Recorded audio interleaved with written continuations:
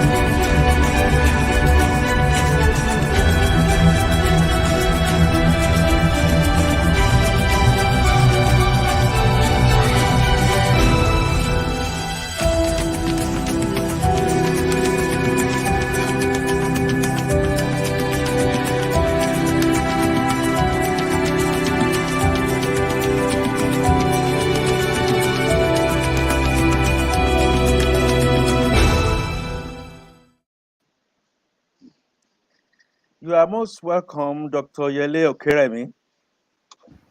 Always a pleasure. And there must be something. Okay. There must be something, Mr. Oyele Okeremi. When I was reading your bio there, starting a tech company that has grown into the octopus that it is with less than $60. Okay, maybe $60 was quite some money in 1994. That must be some whooping. Very interesting. You are most welcome. Thank you very much, Mr. Fatunke. And And of course, like Mr. Okwade, we, welcome. my co-anchor, yes. Yeah, And Mr. Dr. Yali, you're welcome, sir. we fire on both cylinders, and looking at the influence of foreign capital into the Nigerian tech space, the challenges, the benefits, and to help us frame this in some appropriate manner so that our online participants can get a feel into what to expect here. An assumption has been made in bringing you on board on that top subject, that there has been a great influx of foreign capital into Nigerian space. What's your take on this? Yeah, absolutely. Thank you very much. Absolutely. It's not an assumption. It is reality. Even the statistics you reeled out. I mean, it's only in the third world countries, if I may say, that we really do not take sufficient records and keep statistics. But other countries realize that data is power, so they have statistics. So the figures are actually clear evidence of what you have said, that there's a whole lot of foreign influx into the Nigerian tech, well, into the developing countries. But it turns out that Nigeria has a very big chunk of this investment. Of course, there's very little wonder why this is happening.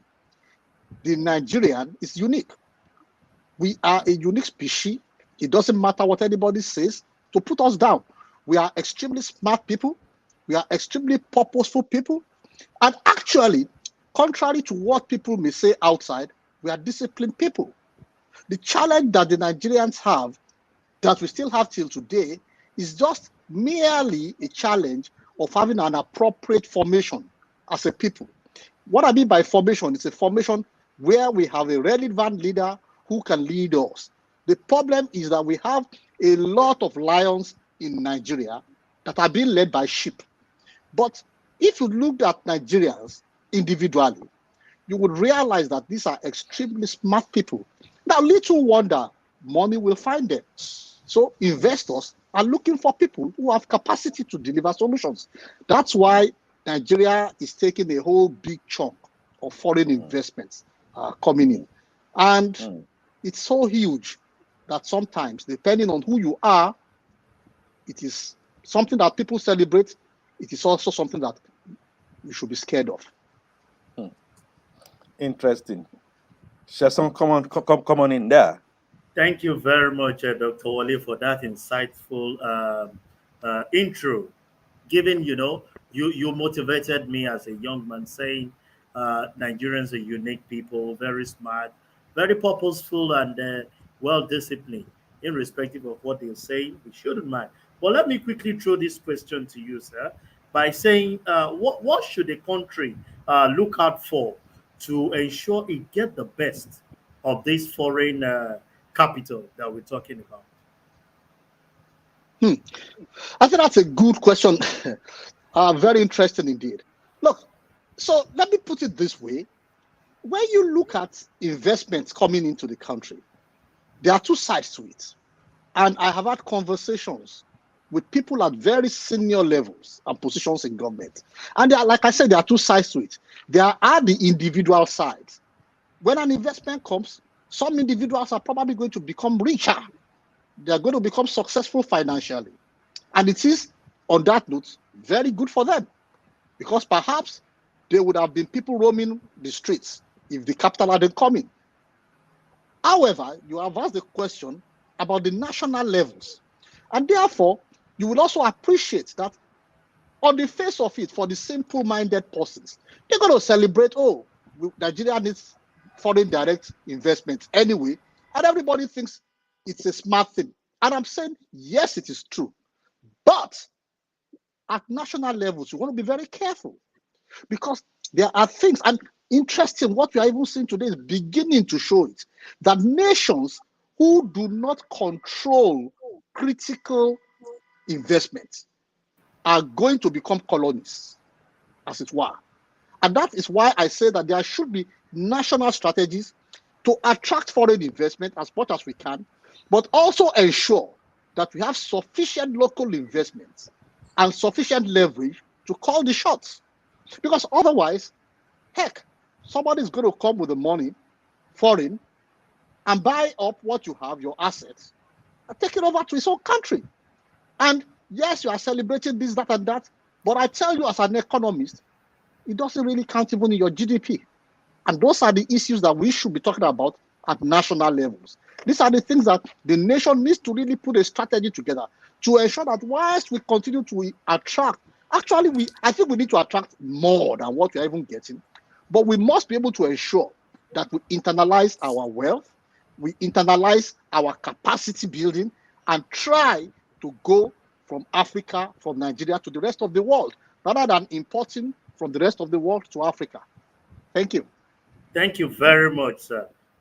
Going by the word saying that we need to attract more, let me pose this question to you to say, do you think that foreign capital into this country is actually sustainable? It's sustainable. No. Let's forget. It is absolutely sustainable. Look, let's take a look at how these things work, actually. Let's take a look at the dynamics of finance and money.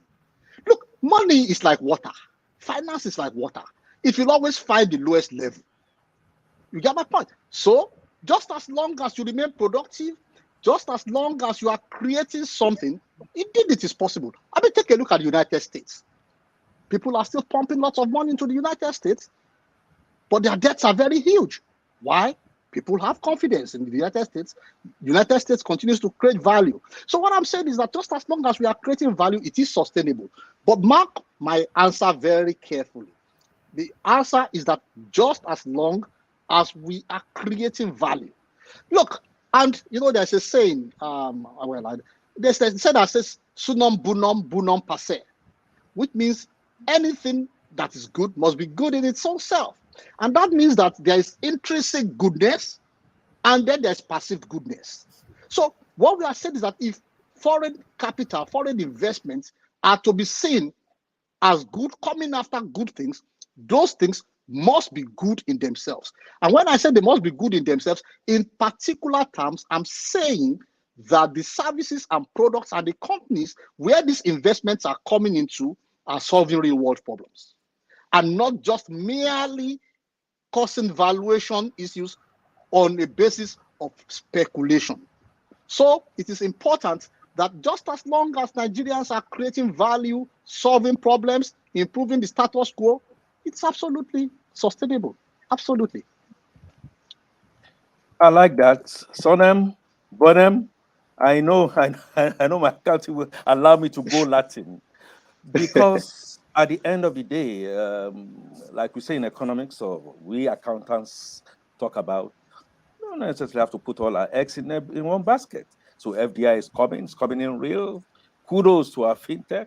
I like to say kudos to the Institute of Chartered Accountants of Nigeria, who has made technology, always has made technology as part of the learnings and relearning and perhaps unlearning for members. Now, I'd like to ask you, Dr. Okeremi, yes, what alternatives exist for Nigeria to grow its tech space other than through foreign capital? There's a whole lot. Look, if you ask me my private and personal opinion, I think we're actually going the wrong way as of today. And I absolutely have no apologies for that. Look, so what are we doing right now? So today, we have very smart tech guys, young guys, who are quite smart and intelligent, who come up with ideas, right? Try to solve problems. And indeed, those ideas are smart. And so what they do, when they come up with the model, we allow foreign companies to come and buy those businesses.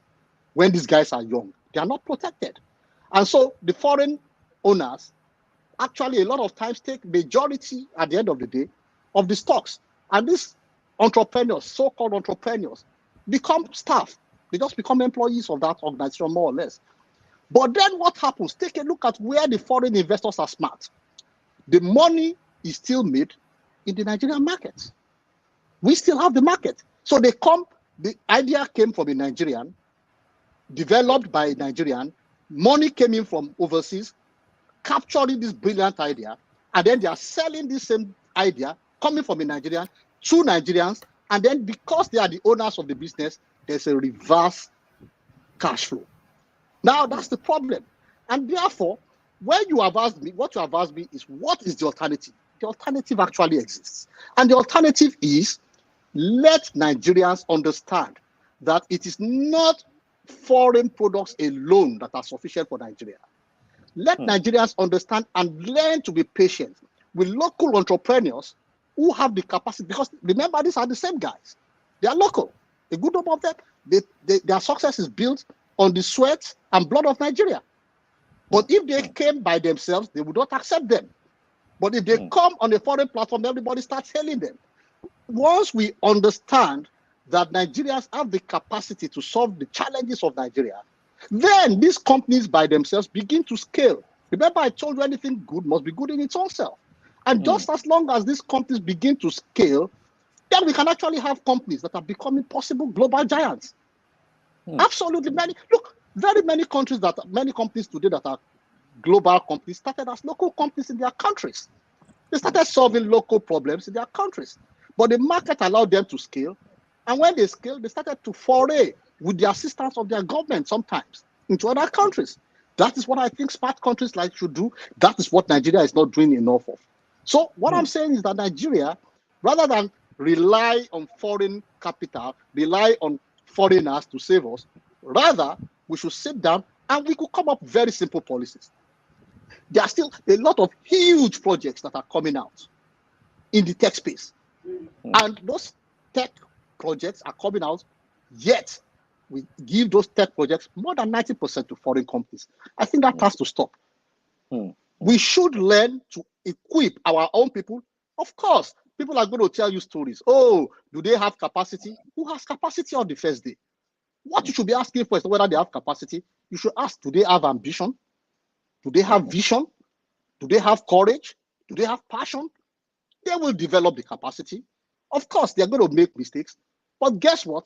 How many foreign products have come into Nigeria and have messed a lot of things up? People don't talk about those. But it is the ones that Nigerians do, and there are itches or glitches that people begin to talk about. We need to understand that if we really want to develop as a nation, we have to give ourselves the opportunities to develop. And development is an experimental thing. It means that you do not know the answer ab initio.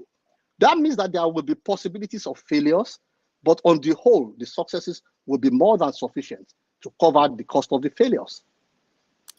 Absolute great point, Dr. Okeremi.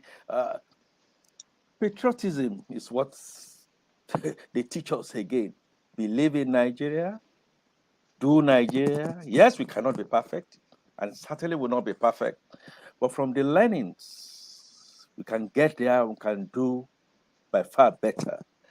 And if you are just joining us online, we are on ICAN on Air. Today, we are looking at the topic, the influx of foreign capital into the Nigerian tech space, the benefits and the challenges. Fielding questions to Dr. Yele Okeremi, please put on and spread your question. Just type it out. Dr. Yele Okeremi will be able to satisfy you. He will bring it down to the basics. So please send in your questions, send in your contributions so that our guests can respond to them.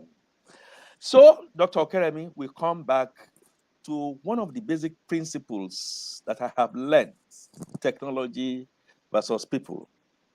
Technology does what it's supposed to do. I just mentioned the fact that when you do your SWOT, there will be weaknesses, of course. There will be, strengths. There will be opportunities. Correct. And I have always said that Nigeria, we have not gotten our energy problem in place. No doubt about that. But a lot of Nigerian companies, not necessarily tech, but in fintech, making a lot of money in a place where you still haven't gotten your technology in place. So it takes me to this question of people. And I'm happy that Yes. you mentioned that in your intro. What we lack is a situation where we have pride of lions being led and led appropriately. So the issue of people comes in.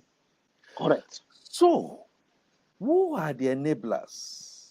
Who are these people that can ensure that the economy grows and is protected for shared prosperity, technology-wise? I, I hope that's not the setup, but I'll tell you what I feel.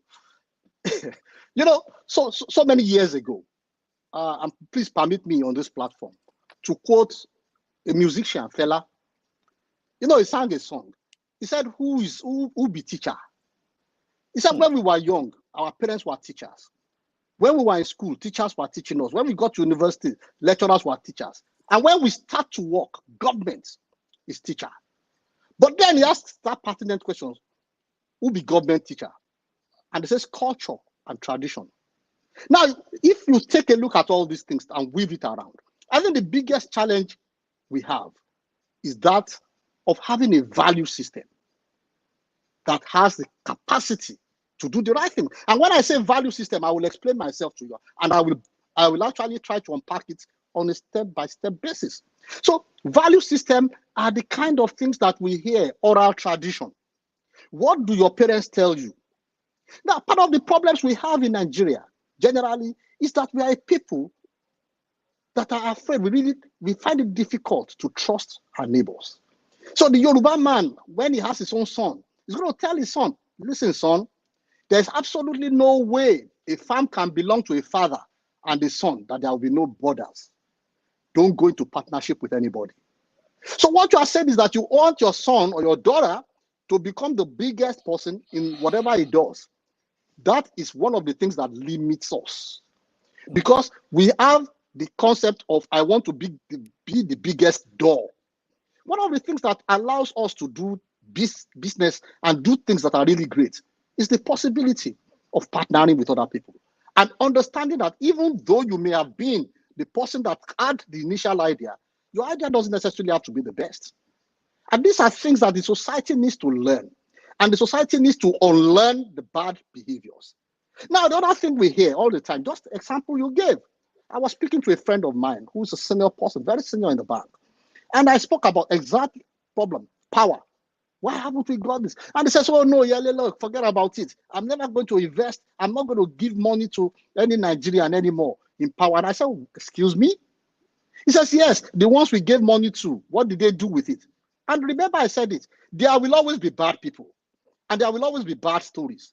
But the problem is that all the stories about hunting expedition will continue to glorify and gratify the hunters until the lions tell their own stories.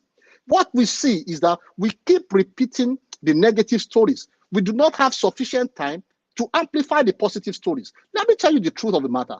Even if we have 20 negative stories, one positive story is sufficient to nullify this. Now, when we begin to promote positive stories appropriately and well enough, role models begin to emerge.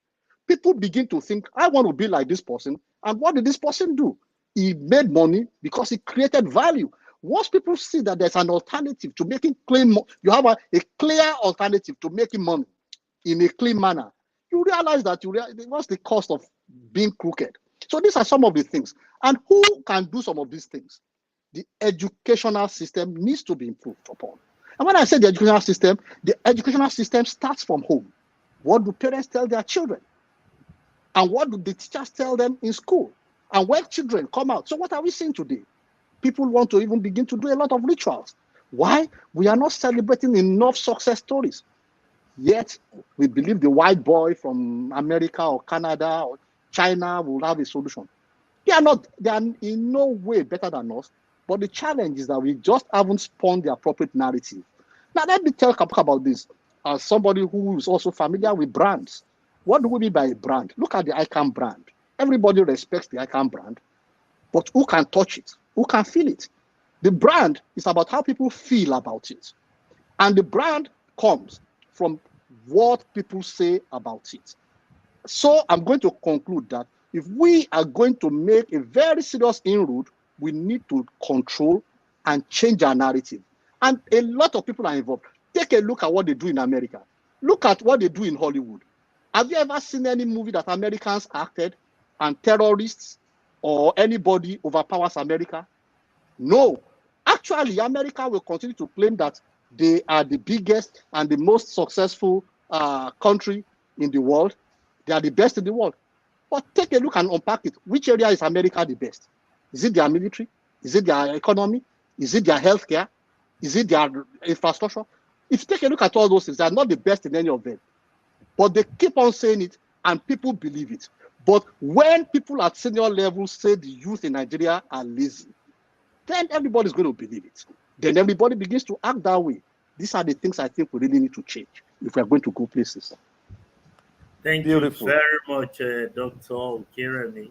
In fact, you wow me off the ground with some of those contributions, talking about our value system, talking about the partnership, and even promoting the positive remark about us. But I just want to throw this poster to you. Don't you think that in the IT tech space, the ecosystem, the Yes. failures that we're experiencing now is lack of education?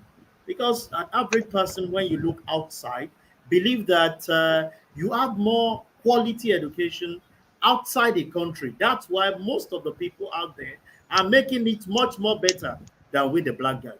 What's your perception about this? It's false. Listen, I graduated first in Obafemi Awolowo University, University of Ife then. It's Obafemi Awolowo University now. I went to Harvard thereafter. I sent my children and all of them, to Ivy League schools.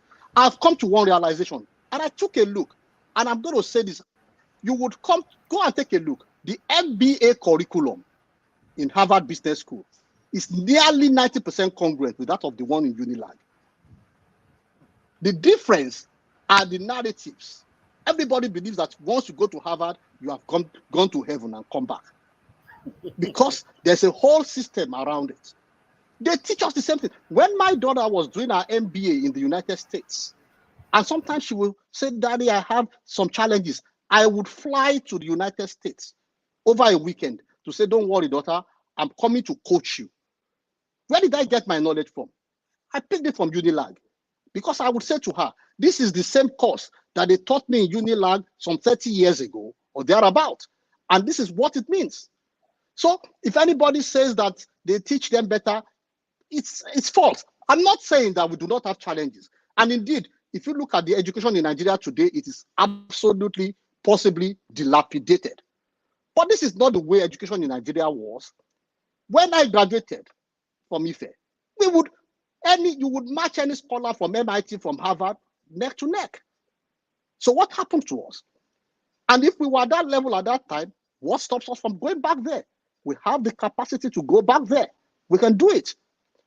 Nigerians in the diaspora would even be happy to come and help. I mean, take a look. I mean, quite a number of feats that we've seen, they are done by Nigerians. Yinka Olutoye that people are talking about, the doctor that made a child became born again without accepting Christ. You know the story. He brought out the baby from the womb of the mother, performed surgery on the baby, and put the baby back in the mother, and then the baby became born again on due date. And the whole world celebrates it. Yinka is my personal friend. We went to Ife together. He's Nigerian. Why can't he do that in Nigeria? It's because we haven't got certain things right. And I'll tell you one thing, what's going on, even vis-a-vis Nigerian foreign investments, I'm going to say this without any fear of equivocation at all, that Nigeria is subsidizing the rest of the world. Education is cheap in Nigeria. We produce brilliant engineers, we produce brilliant doctors. Where do they go after?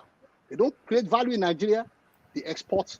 Then Canada takes them, the UK takes them, the United States takes them, and then we say that we're having challenges. The issue is we really need to fix the fabric of this country. And once we fix that, I think a lot of things will fall in place. So I think education, I mean, even the private universities, a good number of them are coming to the rescue. I'm not saying they are perfect, but it shows that with discipline, focus, We have the capacity. We can match any school anywhere in the world. I say that. Super. Dr. Yele Okeremi, you said it so well. I like the aspects about the fact that we can think global, act local. Correct. Usually, in developing economics, you see that when you take that trajectory, you just go on for the skies. And I also like the examples you gave. We produce great medical doctors, great engineers. I know you'll have said great lawyers. Must also remember that we Correct. produce first-class accountants. Yeah, of course you know that. which my institute, You know that. represent. Yeah, there was a question that got flashed on by Mustafa Kende, and something near the fact that yes, in the tech space, how can we begin to help the eaglets coming on board? In what ways can we begin to help the eaglets, even when direct policy from government seems to be haphazard? They have this idea. Where is the go-to place for them to get additional knowledge and then carry them on shoulders? Yeah, interestingly, very recently, I'm a professor, so part of the things that we do in academia is we publish and we do research. I did a research and I published a paper in the Africa Management Journal, a very interesting paper that talks about the antecedents of successful IT entrepreneurs in Nigeria. And I co-published this paper with two other professors in universities in the United States. And one of the things we found out is that successful IT entrepreneurs in Nigeria attended business schools. That's one of the factors that we saw, that they attended business schools. So these are things we know. Therefore, we need to make sure that they are business schools. Part of the challenges that people like us had when we started business was we didn't have mentors. We didn't have people to go to. But if you take a look at, and I said this is attributable to me. So if you want to give credit, I said this equation for success in life is competence meeting leverage. So if we develop people who are competent, the kind of people we are talking about, youngsters, and developing competent people starts from our educational system, then leverage. Leverage meaning, do they have contact with mentors? Do they have contact with sponsors? People who will be able to speak about them behind closed doors, who will be able to defend them and say, yes. They say, oh, the guy is young. Can he do it? They say, yes, he can do it. I stand for him. That is how we get it done. And remember, I also spoke about other things. The fact is that a lot of times it's easy. Last 2 weeks ago, I realized that I have been a CEO for 28 years. So that gives me some level of experience, 28 years as a CEO. But I remember when I became CEO at first, I was an eaglet CEO. And it meant that I could be intimidated when I met other people that I considered were better than me. But of course, with the assistance of people, several angels along the line who held my hands and gave me courage, I realized that there's no big deal. When I started doing business, I thought, oh, I will only be able to do small business. I cannot even think of competing with global and big companies. Today, there's no space that my company competes in that we are not number one. And when we talk about being number one, we are talking about competition with global companies. Today, we have business in more than 40 countries. It is by the help of sponsors. It is by the help of mentors. And of course, like I said, spinning the right narrative, letting people have confidence. Because one of the problems is you go somewhere and they say, oh, no, Nigerian software, they can't do it. No, it never goes right. It's a lie. And people say things. I was still at a forum about 3 weeks ago, and somebody got up, a Nigerian, got up and said, the problem is that Nigerian software, they have very many bugs. That is why. And I had to stand up. I said, excuse me, who told you that? Which software doesn't have bugs? I know people that are working in Microsoft. Every day, don't you see patches coming up on your Excel or Windows? What's the meaning of patches? What do you think they are doing? They are correcting bugs every day. But when a Nigerian does it, people say Nigerian software are full of bugs. These are the things. If we unpack and put all these things together, then I guarantee you that Nigeria is prepared to take the world on.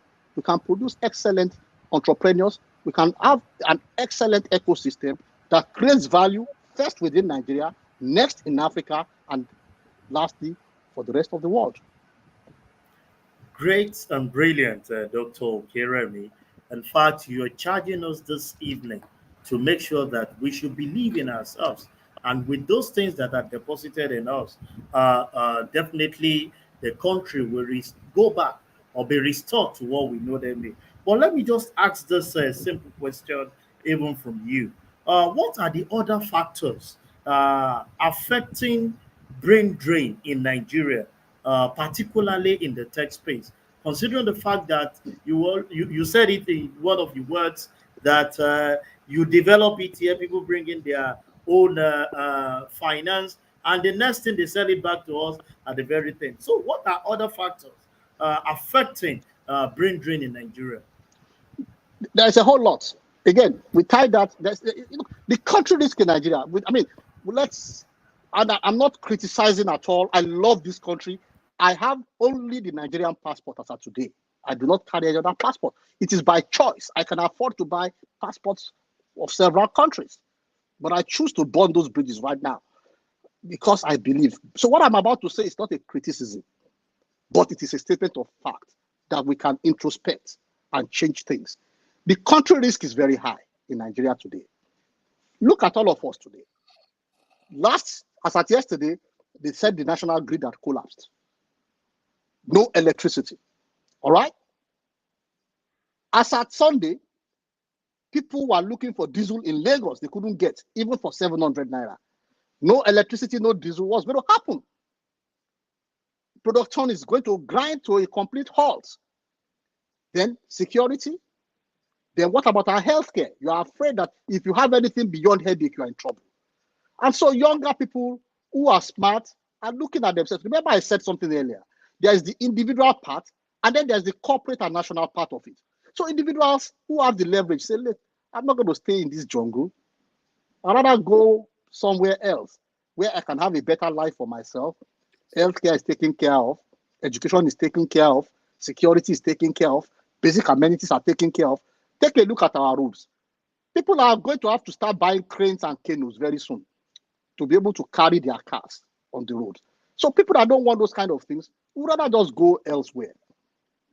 But I still say that even as challenging as Nigeria is today, believe me, challenges and opportunities remain two sides of the same coin. So if you see a challenge, therein is a major opportunity. The issue is, what do you see? And what influences what you see, like I said earlier, also depend on what you hear. What have people told you? What is your belief? So these are some of the things that are really causing very serious challenges and imbalances for Nigeria. So what's going on today is that our best of brains can no longer stand it. I'm not going to talk about what corruption also does, but corruption is a very minor issue as far as I'm concerned. But so the best of brains say, look, let me go find a good life for myself. When Nigeria becomes sober, we will come back. These are the things I think we need to fix. If we fix the number of these things, become pro-business, ensure that there's a level playing ground for everybody, I think we will see a smarter Nigeria in a very short time. Thank you very much, Dr. Keremi.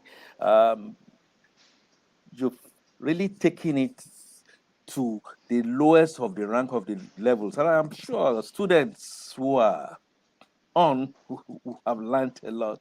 We're going to take a breather, go for a short break. Our online participants will be back with you shortly with more questions for Dr. Keremi. Hang on, don't go away.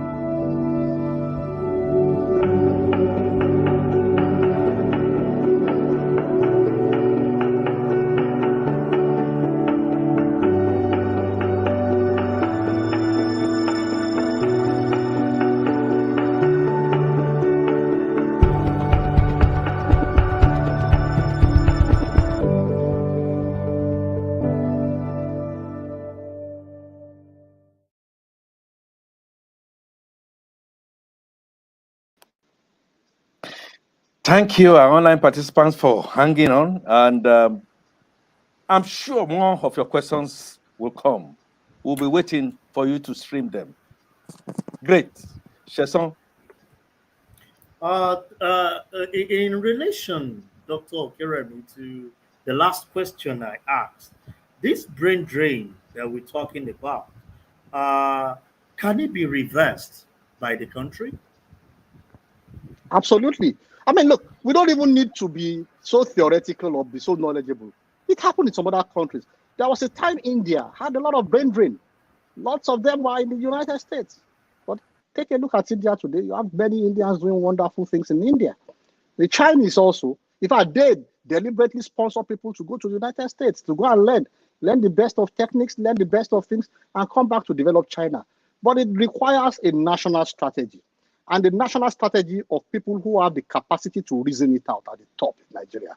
If we got such people in high places, yeah, it will take a little time. And when people begin to have confidence, we will reverse the brain drain. Look, let's be honest about it. Let nobody deceive you that, oh, what's the dollar value now? I think it's about 500 and something. It doesn't matter what the central bank governor says. It's 500 and something that we know in the market. So you think $2,000 is equivalent to 1 million naira? It's not true.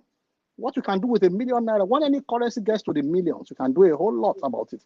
So you realize that when people begin to understand that, the affinity to come back home becomes very important in them.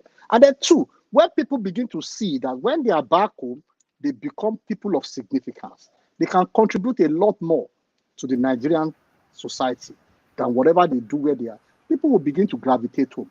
But once we need to sort out some of these basic challenges. I mean, the kind of challenges we're talking about. I mean, for God's sake, how can we be talking about a national grid collapse at this time? How can we still be talking about kidnapping? How can we be talking about the kind of roads we have at this time? These are the things. Once we sort them out, and we actually have a society that is fairly egalitarian, leave the rest. Nigerians will come back home and do great stuff. Excellent point, Dr. Okeremi, and thank you very, very much. I will not let you go as we begin to round up without asking this patriotic question. The Nigerians have the zeal, they have the will. Well, is there. We need to be appropriately led. And so if I look at the Silicon Valley, I look at Bangalore, Indians are doing that. I mean, I take a trip to the computer village, go to our area markets, go to some of those areas where you have youths come and display themselves. So I want to ask this question. Yes, please. How can Nigeria become recognized as a technology powerhouse in the world? We can be. And we've said this several times. We have always brought out the alternative to what we are doing right now, where we are importing practically everything, like I said earlier. The very first thing is the people who have the power of resources. And today, if you take a look at our GDP, C plus I plus G plus X minus M, you realize that a whole lot of that, government spending, government policies, they have a whole lot to do. The moment we begin to say certain levels of projects must necessarily managed by only owned Nigerian firms, and we guarantee that they are able to perform. And listen, I'm not suggesting that Nigeria should go into an autarky or anything. No, we will still continue to partner and work with other nations as partners. But we are saying that we do not want to breathe through the nose of any country anymore. We want to allow ourselves to develop the muscles. I guarantee you that, yes, what's the big deal? We will be able to create companies. Even without doing this kind of things that I've spoken about, companies like mine, companies like System Specs have emerged in this country. Yeah, my company doesn't have any foreign capital. System Specs, I'm not aware that they have any foreign capital. These are examples that we can use and we can build on. What we are saying is that we want to ensure that, first of all, we give preference to ourselves. It is only when we have absolute proof that we cannot solve the problem that we look outside. I mean, if you want to go to the United Kingdom for even a work visa, they have to first of all show that there's nobody in the whole of the UK that can do what you're trying to do before they consider you. What do we do in Nigeria? People bring themselves forward. You say, no, we don't think you can do it. Then we go and advertise in foreign land. And we bring people who don't even have the capacity a lot of times to come and do what? I think these are the challenges that we are facing, and I think we can reverse it very easily. But it requires brain power, it requires discipline, it requires a thick skin, because there will be failures, there will be bumps, there will be turbulence on the way. But actually, we can get to our destination safely. And you can continue to say that again and again and again, like I can. I can. Of course, you can. We can. Stealing that intellectual property from that foremost institute of chartered accountants of Nigeria. May I just ask you to give us your last word on this subject as we coast home? Thank you very much, Mr. Fatuke. And I've really, really enjoyed myself in this forum. So I'm going to say, first of all, like I said when I started, foreign capital isn't bad. It's not necessarily bad. But like anything else in the world, you need to learn to control it. Like fire. Foreign capital is like fire. If you control it well, it will cook a nice meal for you. If you don't control it well, it will destroy your house, destroy your property. That's exactly the same way foreign capital is. But on that note, I want to really, really congratulate ICAN for this very beautiful forum. I mean, I've enjoyed myself thoroughly, and I promise that I will always come just again and again. This is a very, very innovative forum. I have enjoyed myself with both Mr. Okwade and Mr. Fatunke so much today that I really don't feel like leaving. I say to you, and of course I met Madam President and the rest of the people in council, that long live ICAN, long live the Federal Republic of Nigeria, long live the Black race. I thank you very much, Mr. Okerinde, and by extension, take this to our editorial theme. Mr. Shenwoderinde, who leads a crack team put together by Mrs. Comfort Eyitayo, MNI, FCA, working behind the scenes with all the accomplices of the ICAN Institute. I want to thank you, Dr. Yele Okerinde, for coming on. And of course, naturally, time always been our limiting factor. We are going to be calling again and again on you. I also want to acknowledge all our participants for your encouraging words and for some of the questions that you have raised. Spend a few times here now at this point to let you into snippets of our ICAN diary. We've been talking about entrepreneurship. And a sequel to the orientation program of the Institute of Chartered Accountants of Nigeria, the Entrepreneurship Development Center, or ICAN EDC for short, which held on January 26, 2022, started a practical session, which was postponed from February 7, and effectively going on from March 21st, 2022, at the Entrepreneurship Development Center at the ICAN Center, Amuwo Odofin in Lagos. Please take note of that. And the 16th Eastern Zonal Accountants Conference, which will be physical and virtual, scheduled to take place from the 5th to 8th of April in 2022 at Imo Concord Hotel in Owerri. The theme, Agropreneur in a digital economy, pathway to economic growth and development. Please tune on to that. Get very much into it. And also to let you know that the Intergovernmental Relations Committee of the Institute of Chartered Accountants of Nigeria plans to organize what we describe as IGRC Day, scheduled for March 22nd, 2022 at 4 p.m. West African time at the Sheraton Hotel, Abuja. The theme, strengthening a democratic process through electoral reforms. Please take notes of this and be part. Go to the ICAN website. like ICAN, many of these will be shared with you both at our district societies and even from the central.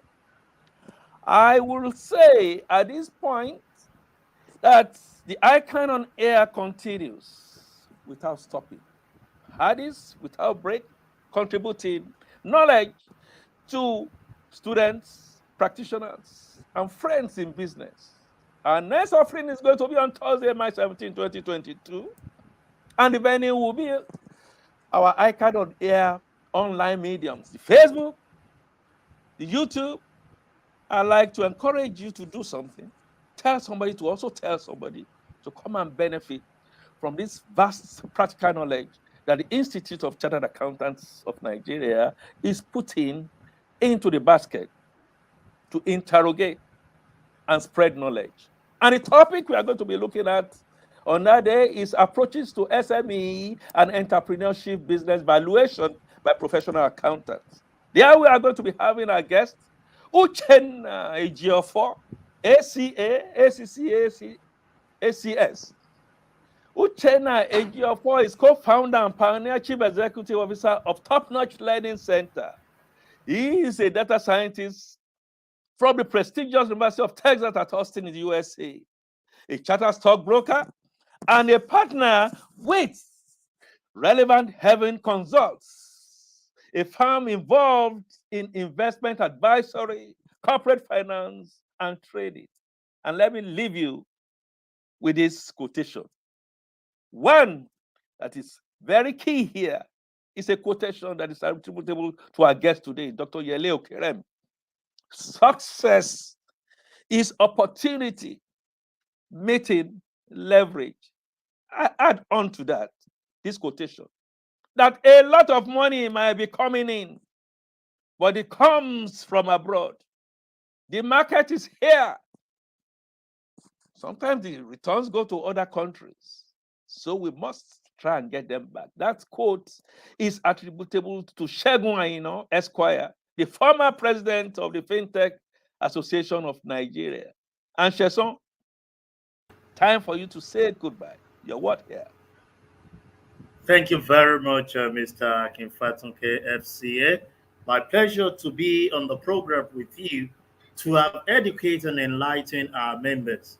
Let me once again state that it will be of great benefit to all our listeners to be with us on Thursday as we engage our guests to give more insight and develop us. See you same time, same place on Thursday, 17th of March. Bye for now.